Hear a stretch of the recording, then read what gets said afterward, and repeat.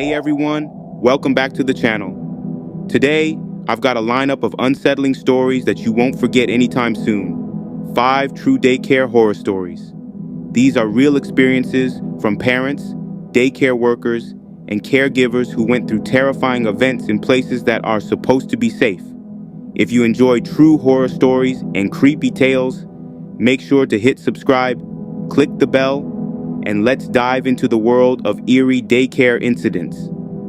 Our first story comes from a former daycare employee who worked the late shift. Every evening, after all the children were gone, she would hear faint crying, echoing from an empty room down the hall.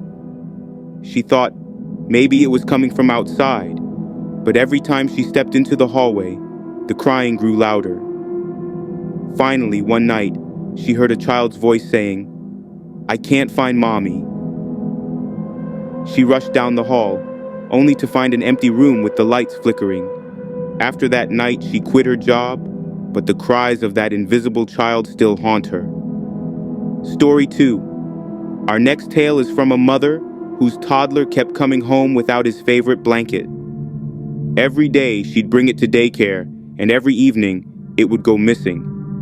When she asked the staff, they claimed they hadn't seen it, but her son insisted that his blanket had been taken by the lady who sits by the door. Confused, the mom asked the daycare about this lady, but they had no idea who he was talking about. Eventually, they found the blanket, but folded neatly in a room that hadn't been used in years. It's enough to make anyone wonder what else lingers in these daycares after hours. Story 3. A father recalls his toddler talking about a friend named Jack who would play with him every day at daycare.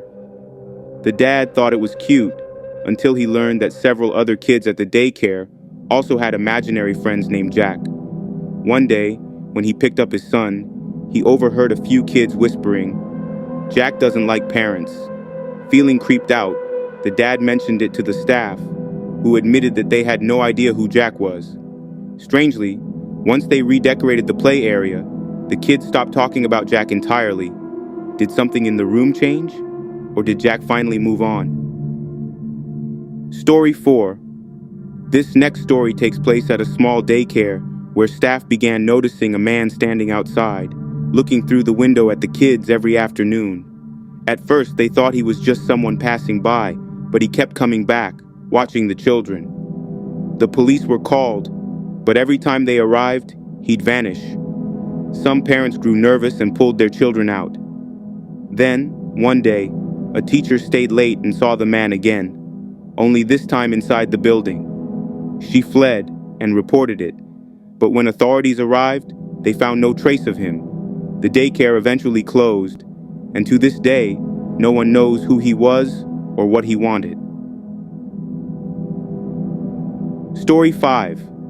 Our final story involves a strange doll that was part of a daycare's toy collection. One day, a young child grew fascinated with the doll and wanted to keep it close at all times. But staff started noticing something odd. The doll would seem to move on its own, often found in different rooms from where it had been left. When kids played with it, some reported feeling watched or even scared of its blank stare. One teacher claimed to have seen the doll blink when she was cleaning up. After a few weeks, the staff decided to throw it out. But as they tossed it in the trash, the doll's head reportedly turned to look right at them, sending chills through the staff. They didn't question their decision to get rid of it after that.